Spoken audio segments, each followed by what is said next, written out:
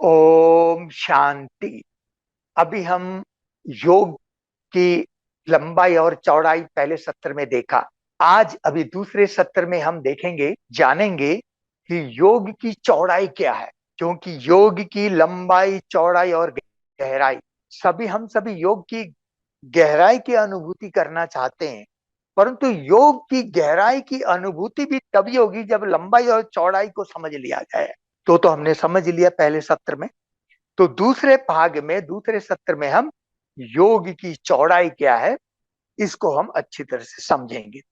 योग की चौड़ाई है अतीन्द्र सुख की अनुभूति। यह है योग की गहराई। अब अतीन्द्र सुख की अनुभूति हमें होती रहे, उसके लिए छह बातें अति आवश्यक है। छह बातें अति आवश्यक है। अगर उन छह बातों की पूर्ति आप कर लेंगे तो ऐसा हो नहीं सकता कि आपको अतीन्द्र सुख की अनुभूति ना हो। अवश्य होगी, गारंटी है। अब वो छह बातें कौन सी है? उन छह बातों में सबसे पहली बात है क्लैरिटी ऑफ नॉलेज, ज्ञान की स्पष्टता। यह है पहली आवश्यकता। योग में अतीन्द्र सुख की अनुभूति करने के लिए, योग की गहराई की अनुभूति करने के लिए सबसे पहली आवश्यकता है ज्ञान की स्पष्टता। अगर ज्ञान ही स्पष्ट नहीं समझा हुआ हो तो अतीन्द्रिय सुख की अनुभूति नहीं हो सकती। इस पर हम आगे फिर थोड़ा विस्तार से करेंगे। पहले हम पूरे छह बातें बता देते, फिर उसका आगे वर्णन करेंगे। दूसरी आवश्यक बात है उस पर निश्चय। और तीसरी आवश्यक बात है परमात्मा से जिगरी प्यार। जितना जिगरी प्यार परमात्मा से होगा उतनी अच्छी अनुभूति होगी, अत्यंत सुख की अनुभूति होगी। जिसके लिए बाबा बांधेलियों का अनुभव सुनाते हैं ना, देखा नहीं है पर फिर परंतु कितना प्यार बाबा से। तो ये तीन बातें पहली हो गई, ज्ञान की स्पष्टता, दूसरी बात निश्चय, और तीसरी बात परमात्मा से प्यार। और चौथी बात है जो बहुत ही नितांत आवश्यक है, वो है विजुअलाइजेशन। विजुअलाइजेशन ये क्या है, हम इसको आगे विस्तार से समझेंगे। अब उसके बाद पांचवी आवश्यक बात है प्रैक्टिस। सब कुछ समझ लिया और प्रैक्टिस करने की फुर्सत ही नहीं है तो कोई काम के नहीं। और छठवीं आवश्यक बात है पवित्रता। पवित्रता, जितनी जितनी हमारी प्योरिटी की लेवल बढ़ती जाएगी उतनी अच्छी योग की अनुभूति होगी। जैसे बाबा मुरली में कहा करते हैं ना कि सुई में कट चढ़ी हुई, जंग चढ़ी हुई हो तो चुंबक नहीं खींचता। आत्मा में जन्म जन्मांतर के विकर्मों का बोझ है, वो जंग चढ़ी हुई है। तो जब योग की प्रैक्टिस से वो उतर जाएगी, आत्मा पवित्र बन जाएगी, तो शिव बाबा चुंबक है, वो हमको खींचेगा अपने आप। जैसे कि योग लगा रहेगा, ऐसा लगेगा जैसे बाबा मुझे याद कर रहा है, खींच रहा है। तो ये छह बातें अब हम इसको थोड़ा सा विस्तार से समझते हैं। पहली बात ज्ञान की स्पष्टता। वैसे तो मुरलियों में बाबा ना हर एक बात बाबा स्पष्ट कर देते हैं, परंतु फिर भी कुछ बातें जो जानना अति आवश्यक है। जैसे मूल बात है कि जैसे बाबा कहते हैं कि योग की परिभाषा बाबा क्या कहते हैं कि अपने को आत्मा समझ करके परमात्मा को याद करो। अपने को बिंदी समझ करके उस बिंदी परमात्मा को याद करो। ये हमारी योग की मूलभूत परिभाषा है। फिर कई लोग ये भी समझते हैं कि आत्मा समझने का अर्थ क्या है, आत्मा को समझने का मतलब क्या है, कैसे समझे। क्या मैं ये सोचूं कि मैं आत्मा हूं, आत्मा हूं? वास्तव में आत्मा समझने का अर्थ है आत्मिक अनुभूति करना। जब तक आत्मा की अनुभूति नहीं होगी तब तक परमात्मा की अनुभूति नहीं हो सकती। इसलिए कहते हैं ना, पहले self realisation then God realisation. पहले आत्मा अनुभूति तभी परमात्मा अनुभूति होना संभव है ना। तो अब हम आपको ये बताना चाहेंगे बेसिक चीज, आत्मा कैसे समझें। देखिए, आत्मा अति सूक्ष्म बिंदी है। अब सूक्ष्माति सूक्ष्म का अर्थ क्या है?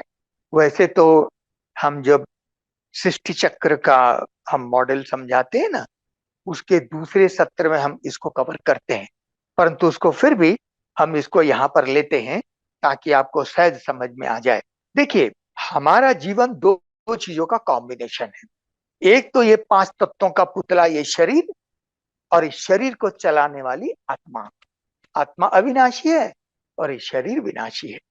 और ये शरीर पांच तत्वों का पुतला है, वो हम सब जानते हैं पांच तत्व कौन कौन से हैं। परंतु इन पांच तत्वों का एक सही क्रम होता है। वो क्रम कौन सा है और क्यों है, पहले इसको समझने से आपको आगे की बातें समझ में आ जाएंगी।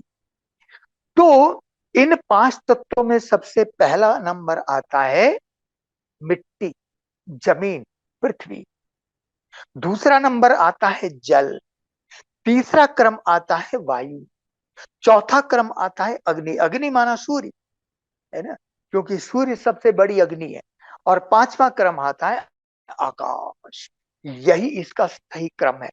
अब ऐसा ही क्यों है, क्योंकि हमें स्थूल से सूक्ष्म की ओर जाना है। तो पांच तत्वों में सबसे मोटी चीज है मिट्टी। मिट्टी से सूक्ष्म है जल, जल से सूक्ष्म है वायु, वायु से सूक्ष्म है अग्नि, अग्नि माना सूर्य, और अग्नि से सूक्ष्म है आकाश। इसको और अच्छी तरह से समझने के लिए इसके पीछे दो वैज्ञानिक सिद्धांत काम करते हैं, उसको भी समझना जरूरी है। पहला सिद्धांत है, जो चीज जितनी सूक्ष्म होगी उतनी शक्तिशाली होगी। और दूसरा सिद्धांत, जो चीज जितनी सूक्ष्म होगी उसका कार्य क्षेत्र उतना विशाल होगा, उतना विशाल होगा। अब हमने ये दो वैज्ञानिक सिद्धांत बताए, इसी को फिर से आप अप्लाई कीजिए। अब पूरे पृथ्वी में जमीन बिखरी हुई है, उसको अगर आप काल्पनिक रूप से जमीन को, सारे जमीनों को इकट्ठा कर लो तो जमीन एक भाग होगा। और जल 3 गुना ज्यादा है, समुद्र चारों तरफ फैला हुआ है, तो जमीन एक भाग, तो जल 3 गुना ज्यादा। तो जल जमीन से सूक्ष्म भी है, शक्तिशाली भी है, और उससे 3 गुना ज्यादा उसका कार्य क्षेत्र विशाल है। अब जल से सूक्ष्म वायु है। अब पृथ्वी के चारों तरफ वायु है, उसके अलग अलग स्फेयर्स होते हैं, है ना, ट्रोपोफेयर, स्ट्रेटोफेयर है, ये सब अलग अलग स्फेयर्स होते हैं। और सबसे आखिरी में ओजोन लेयर होता है, उसके ऊपर वायु होता है, उसकी भी लिमिट है ना। तो परंतु जल से तो अनेक गुना ज्यादा है। तो वायु जल से सूक्ष्म भी है, शक्तिशाली भी है, और जल से अनेक गुना उसका कार्य क्षेत्र विशाल है, वर्किंग फील्ड। और वायु से सूक्ष्म अग्नि, अग्नि माना सूर्य। सूर्य अपनी हीट एंड लाइट अंतरिक्ष में, आकाश में जितने भी ग्रह नक्षत्र तारे, सबको हीट एंड लाइट अपना दे रहा है ना। तो अग्नि का, सूर्य का कार्य क्षेत्र कितना विशाल हो गया, वायु से अनेक गुना ज्यादा हो गया। अब बचा आकाश। और आकाश, आकाश क्या है? आकाश, जैसे बाबा कहते हैं ना, बिना नाम रूप की कोई चीज नहीं होती। तो आकाश नाम है तो तत्व है, और उसकी शक्ति भी है। तो आकाश को अंग्रेजी में कॉस्मोस कहते हैं।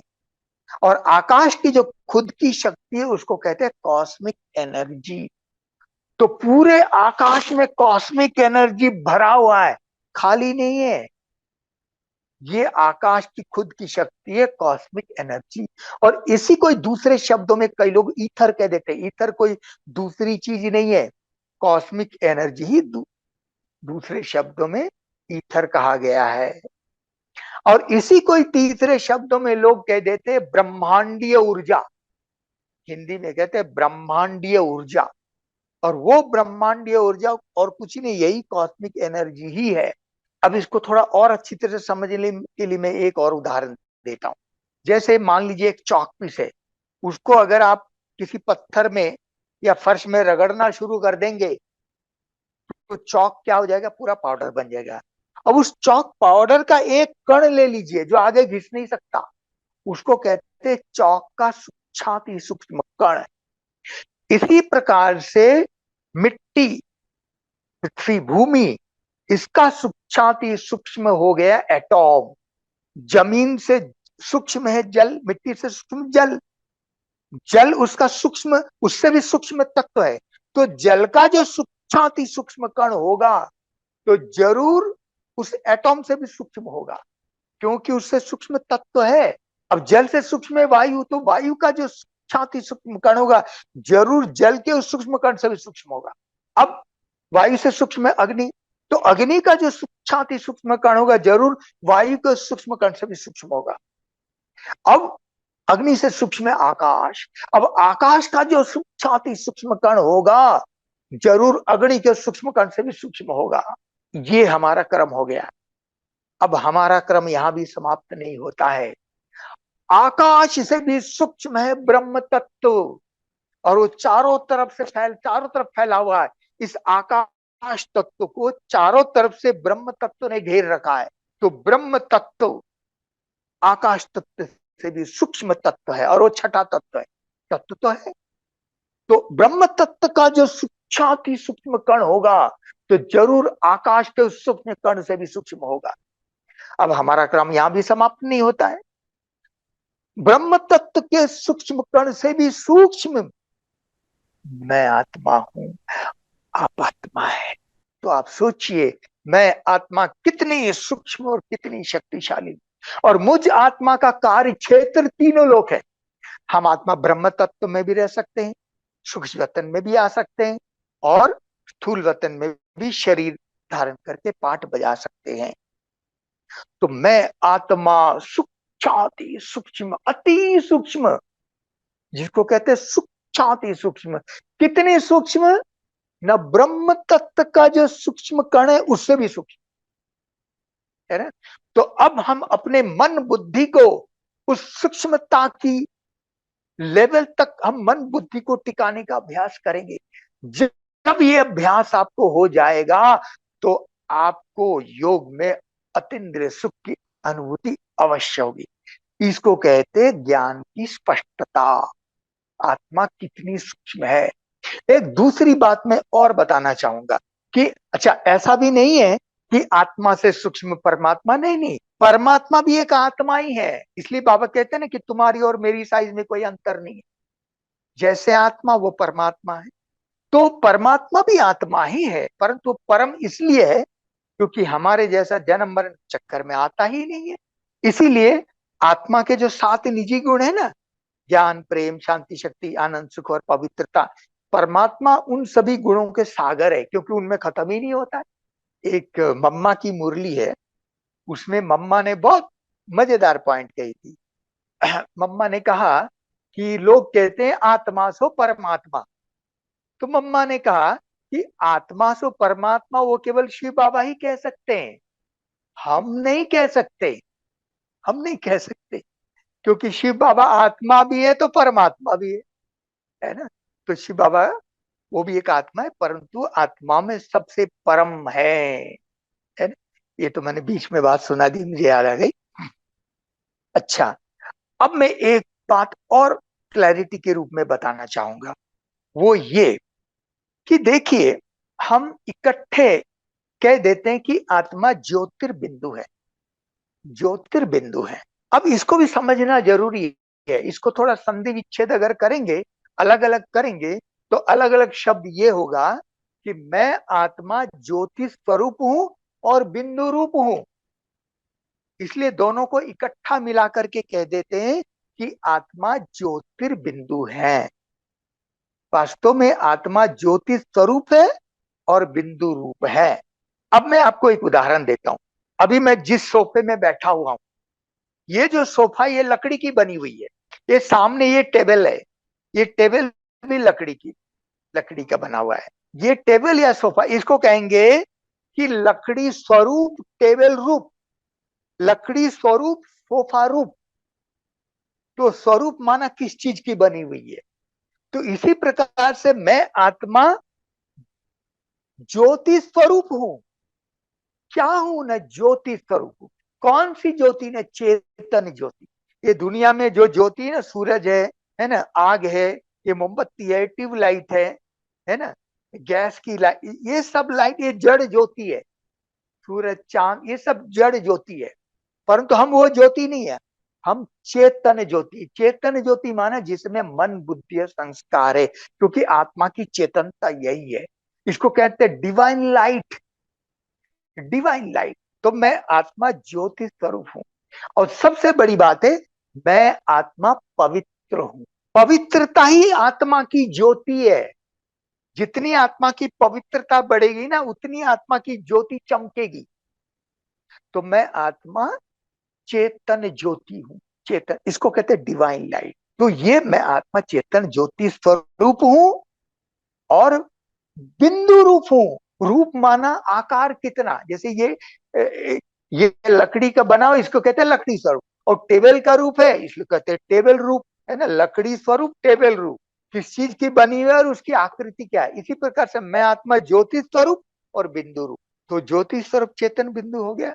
और बिंदु रूप माना कितनी कितनी सूक्ष्म, ना ब्रह्म तत्व का जो सूक्ष्माति सूक्ष्म कण है उससे भी सूक्ष्म मैं की आत्मा हूं, चमकती ज्योति। इसको समझने के लिए, इसको समझ लिया, इसकी स्पष्टता आपकी बुद्धि में आ गई, तो हमको योग में फिर हमको बहुत सरल होगा। क्योंकि मन बुद्धि को उसी सूक्ष्मता के लेवल में आप एकाग्र करते जाइए, तो आप देखिए आपको अत्यंत सुख की ना हो, ऐसा हो ही नहीं सकता। हो ही नहीं सकता, नॉट पॉसिबल। अतीन्द्र सुख की अवश्य होगा। अब मैं आपको ये बताना चाहूंगा, ये हो गया ज्ञान की क्लैरिटी के बारे में बताया। ऐसे तो बहुत सारी चीजें है ना, परंतु ये मूल बात, क्योंकि आत्मा समझ करके परमात्मा को याद करना है, तो पहले तो परमात्मा की, आत्मा की क्लैरिटी चाहिए। परमात्मा की क्लैरिटी तो हमको है ही है, परंतु ये भी है कि शिव बाबा भी उतने ही सूक्ष्म है और उसकी परम धाम में बाबा की लाइट माइट सदा फैल रही है। आत्मा जब परम धाम में है, तब आत्मा इनएक्टिव मोड में है, सोई हुई है, विश्राम कर रही है। इसलिए आत्मा की ज्योति वहां केवल चमक रही है ना। आत्मा की ज्योति केवल परम धाम में चमकती है, फैलती नहीं। क्यों? क्योंकि सोई हुई है। वहां आत्मा इनएक्टिव मोड में, अर्थात मन बुद्धि संस्कार परम धाम में भी आत्मा में है, परंतु वो काम नहीं कर रहे। इसको कहते हैं इनएक्टिव मोड, सुषुप्त अवस्था, विश्राम, सोई हुई है। परंतु परम धाम में रहते हुए भी एक परमात्मा ही एक ऐसी हस्ती है जो परम धाम में रहते हुए सदा एक्टिव मोड में है। सदा एक्टिव मोड में है। बाबा सदा जागती ज्योत है। इसलिए शिव बाबा परम धाम में न कभी थकता है न कभी सोता है। तो परम धाम में आत्माएं सोती ज्योत है और शिव बाबा केवल एक जागती ज्योत है ना। इसलिए हमारे द्वादश ज्योतिर्लिंगम मठों में ना, एक कोने में मटके में छेद छेद वाला मटका होता है, उसमें एक दीवा जगाते, उसको कभी बुझने नहीं दिया जाता है। वो शिव बाबा सदा जागती ज्योति, उसी का यादगार। शिव बाबा को ना कभी कभी शब्द पसंद ही नहीं आता, क्योंकि सदा शिव कहते हैं ना, सदा शिव। कभी जाग रहा है कभी सो रहा है, ऐसा नहीं होता है। बाबा ने अनेक मुरलियों में इसका वर्णन किया है। तो शिव बाबा सदा एक्टिव मोड में, इसीलिए बाबा की लाइट माइट सदा फैलती रहती है। परम धाम में आत्मा की लाइट फैलती नहीं है, क्योंकि सोई हुई है। बाबा जागती जो थे, इसलिए बाबा की लाइट माइट सदा फैल रही है। जैसे आपने piece of mind evening TV के इस चैनल में आप देखते हैं ना कैसे लाइट माइट फैल रही। तो परम धाम में बाबा की लाइट ऐसी सदा फैलती रहती है। अर्थात शिव बाबा ब्रह्म तत्व को भी अधीन करने की शक्ति रहता है, सर्वशक्तिवान है। सर्वशक्तिवान माना वो तत्वों को भी अधीन करने की शक्ति उसके अंदर है। ब्रह्म तत्व को भी अधीन करके, और ब्रह्म तत्व आत्माएं ब्रह्म तत्व के अधीन हो जाती है। ब्रह्म तत्व आत्माओं को सुला देता है। परंतु शिव बाबा ब्रह्म तत्व को भी चार्ज करता रहता है, लाइट माइट फैलाता रहता है। ये क्लैरिटी जरूरी है। अब मैं आपको बताना चाहूंगा, ये हुई ज्ञान की क्लैरिटी। दूसरा है निश्चय। भाई जितना हमारी निश्चय की जड़ें गहरी होती जाएंगी, उतना योग अच्छा अनुभव होगा, योग अत्यंत सुख की अनुभूति होगी, है ना। फिर तीसरी बात है परमात्मा से प्यार। मेरा तो एक शिव बाबा, दूसरा न कोई। मेरा तो एक शिव बाबा, दूसरा न कोई, है ना। एक बाबा से ही सर्व संबंध जोड़ना है। सर्व संबंधों का प्यार एक बाबा से। प्यार तो संबंधों से ही होता है ना। तो सर्व संबंध परमात्मा से जोड़ लिया, तो मेरा तो बाबा ही संसार है। बाबा ही संसार है ना। संसार में ही बुद्धि जाती है ना, तो बाबा ही संसार है तो बुद्धि कहाँ जाएगी। तो मेरा तो एक शिव बाबा, दूसरा न कोई, यह है बाबा से जिगरी प्यार। ये तीन बातें होगी। चौथी बात है विजुअलाइजेशन। इसको थोड़ा, ये हमारे योग की गहराई की अनुभूति करने के लिए बहुत एक महत्वपूर्ण ये तथ्य है, विजुअलाइजेशन। उसको हिंदी में कहते हैं अंतर्दृष्टि, अर्थात बुद्धि रूपी नेत्र से देखना, इसको कहते हैं विजुअलाइजेशन।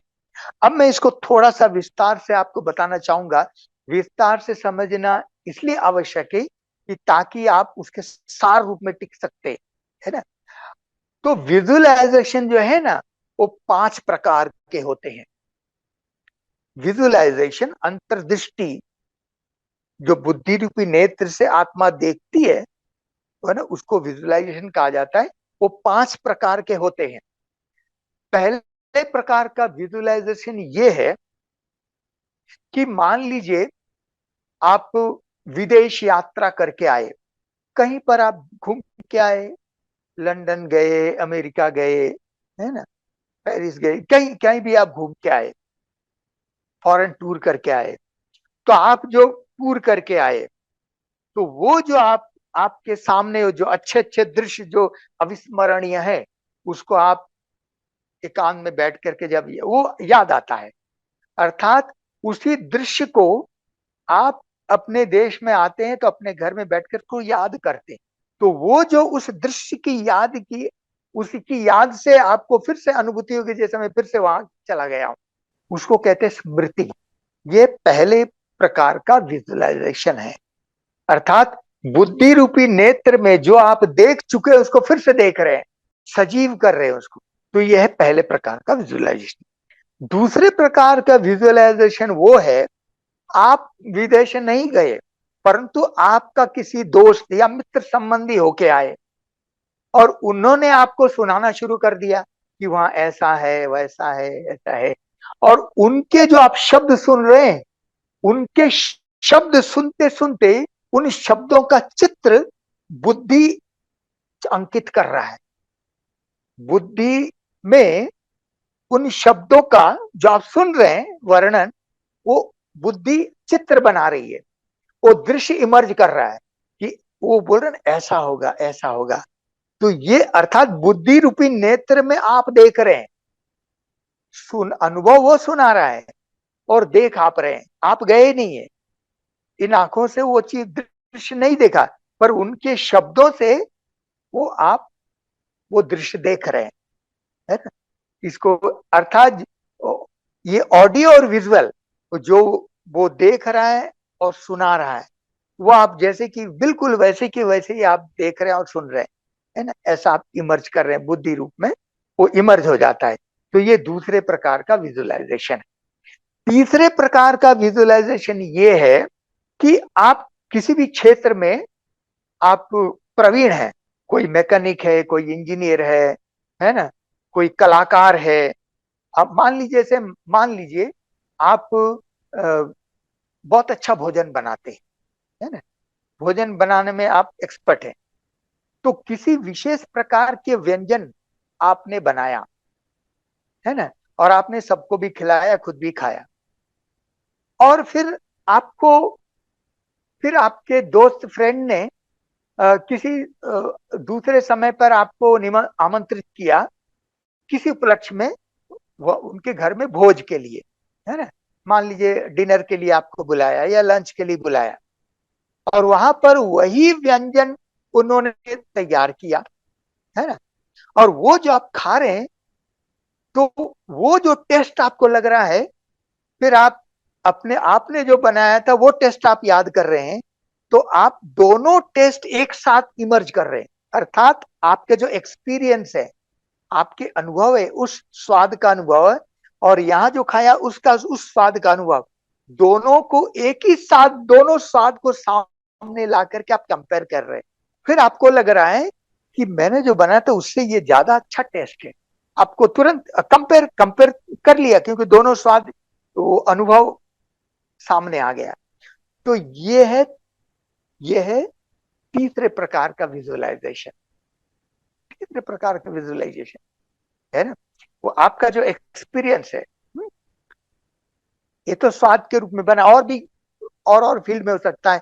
कोई कार का एक्सपीरियंस हो सकता है, कोई काम कर रहे उसका अनुभव हो सकता है कि उनके साथ ये कार किया और इसके साथ ये थोड़ा अंतर लग रहा है, एक्सपीरियंस। अब चौथे प्रकार का विजुअलाइजेशन वो है, जैसे मान लीजिए वो उसको कहते हैं कल्पना।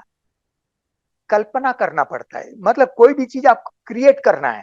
जैसे मान लीजिए आपको नया मकान बनाना है, आपने प्लॉट खरीदा, उसमें नया मकान बनाना है, तो पहले आप कल्पना करेंगे मुझे ऐसा ऐसा मकान चाहिए, है ना।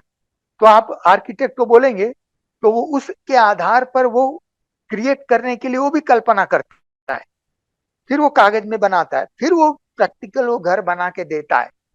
तो जो चीज है नहीं उसको क्रिएट करने के लिए कल्पना करना, ये है, समझ लीजिए, चौथे प्रकार का विजुअलाइजेशन। जो चीज है ही नहीं, कोई नई चीज आपको क्रिएट करना, इन्वेंशन करना है ना, कोई नया बनाना है, तो उसका जो कल्पना आप करते हैं ना, और उस कल्पना को साकार में ले आते हैं, तो ये है चौथे प्रकार का विजुअलाइजेशन। और पांचवें प्रकार का विजुअलाइजेशन वो है कि जो चीज है, अविनाशी है, शाश्वत है, परंतु इन आंखों से दिखाई नहीं दे रही, इन आंखों से दिखाई नहीं दे रही है, परंतु वो चीज है। जैसे आपने मकान की बात है, मकान है ही नहीं, दिखाई नहीं दे रहा, और आप बना रहे हैं कल्पना करके, परंतु यहाँ पर वो चीज है, परंतु आंखों से दिखाई नहीं देती, पर उसको देखना जो शाश्वत है, अविनाशी है, यही हमारे योग का मूलभूत आधार है। जैसे आत्मा दिखाई नहीं देती, आत्मा है भाई, आत्मा शरीर में, तभी तो बोल रही है ना, तभी तो आत्मा सुन रही है, तभी तो देख रही है। तो आत्मा है पर आंखों से दिखाई नहीं देती, तो बुद्धि रूपी नेत्र से जो नहीं दिखाई दे रही है आत्मा, उसको देखना है। क्योंकि आपने समझ लिया आत्मा बिंदी है, ज्योति है, परमधाम निवासी है ना। फिर परमात्मा दिखाई नहीं देता, उसको देखना है। परम धाम दिखाई नहीं देता, उसको देखना है। स्वर्ग दिखाई नहीं दे रहा है, बाद में होगा, अभी दिखाई नहीं दे रहा, उसको देखना है। तो इसको विजुलाइज करना, यही हमारे योग का फाउंडेशन है, बहुत इंपॉर्टेंट है। अब इसमें से एक चीज और है, वो है विजुअलाइजेशन में भी 3D विजुअलाइजेशन।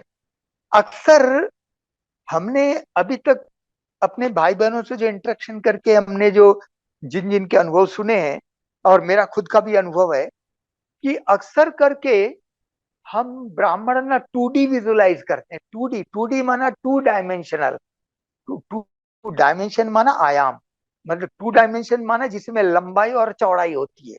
जैसे चित्र है, आपने शिव बाबा का चित्र देखा, उसमें बिंदी है, किरणें फैली हुई है, अंडाकार है ना, और सुनहरा लाल रंग ब्रह्म तत्व है ना। तो हम योग में बैठ करके उस चित्र को याद कर रहे हैं। वो चित्र, वो शिव बाबा की याद तो हुई नहीं, वो शिव बाबा का चित्र को आप याद कर रहे हैं, वो एक्यूरेट याद नहीं है, वो शिव बाबा के चित्र को याद कर रहे हैं। तो शिव बाबा की याद फिर क्या है न, 3D विजुअलाइजेशन। क्योंकि चित्र तो 2D होता है, उसमें केवल लंबाई और चौड़ाई होती है। 3D माना लंबाई, चौड़ाई और गहराई भी हो। तो इस योग की गहराई को अनुभूति करने के लिए ये विजुअलाइजेशन भी 3D गहराई वाली होनी चाहिए, है ना, लंबाई, चौड़ाई व गहराई, है ना। तो अब देखिए, इसका मतलब क्या है, इसका मतलब ये हुआ कि देखिए आत्मा तो 3D हो नहीं सकती, आत्मा तो बिंदी है, न उसमें न लंबाई है, न चौड़ाई है, न गहराई है ना। परमात्मा भी बिंदी है, उसमें भी न लंबाई है, न चौड़ाई, गहराई, परंतु उनकी जो किरणें निकल रही है, आत्मा की जो किरणें, अंडाकार प्रभामंडल लाइट का ऑरा निकल रहा है, वो 3D है ना। तो जैसे भाई परम धाम में तो आत्मा 3D नहीं हो सकती, परमात्मा 3D नहीं हो सकता, परंतु परम धाम 3D है। तो योग में सबसे पहले हमको क्या करना है? सबसे पहले हमको परम धाम को 3D विजुलाइज करना है। अर्थात परम धाम केवल ऊपर नहीं है, ऊपर भी है, नीचे भी है, आगे भी है, पीछे भी है, दाएं बाएं चारों तरफ परम धाम है। जब तक आपने परम धाम को 3D विजुलाइज नहीं किया, तब तक यह अनुभूति नहीं हो सकती कि मैं परम धाम में हूं। अर्थात मैं आत्मा बीच में हूं, परम धाम इधर भी है, आगे भी, पीछे भी, चारों तरफ परम धाम है, बीच में मैं ज्योतिर्बिंदु आत्मा हूं। और मुझ आत्मा से जो लाइट प्रभा मंडल अंडाकार की लाइट निकल रही, फैल रही है, परमधाम में नहीं होगी, परंतु यहाँ पर तो हम संगम युग में, अभी तो आत्मा एक्टिव है, तो अभी शरीर छोड़ के आत्मा परमधाम जा नहीं रही है, परंतु हम परमधाम को यहाँ बुद्धि रूपी नेत्र से इमर्ज कर रहे हैं। अर्थात ऐसे ही हुआ जैसे कि परमधाम को हम यहाँ ला रहे हैं, है ना। तो यहाँ पर और हम एक्टिव है, तो परमधाम को यहाँ इमर्ज करते हुए एक्टिव आत्मा अपने को, जैसे शिव बाबा वहां लाइट माइट फैला रहा है, यहाँ परम धाम में लाइट माइट फैला रहा है, ऐसा बुद्धि रूपी नेत्र से देखना है।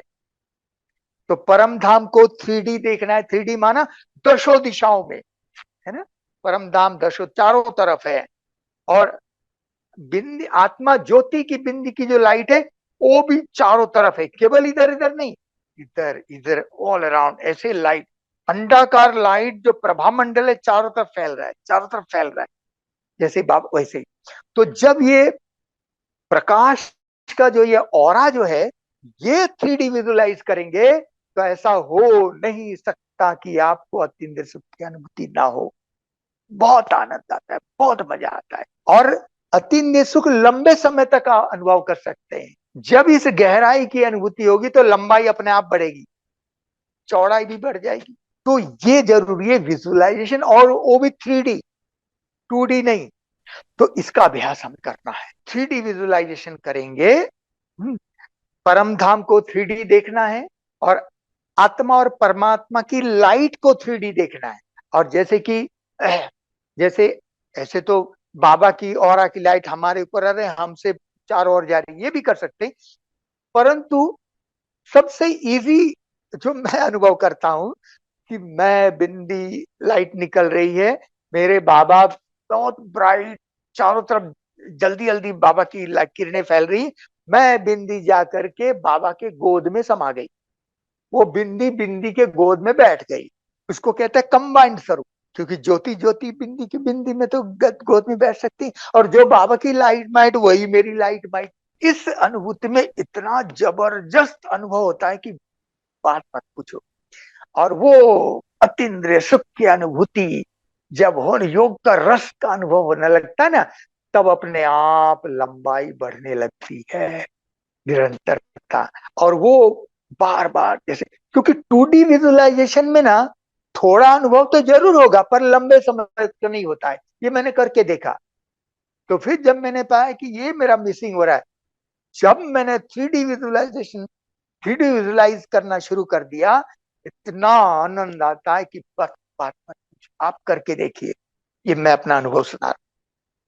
तो यह है योग की गहराई, है अतीन्द्रिय सुख की अनुभूति।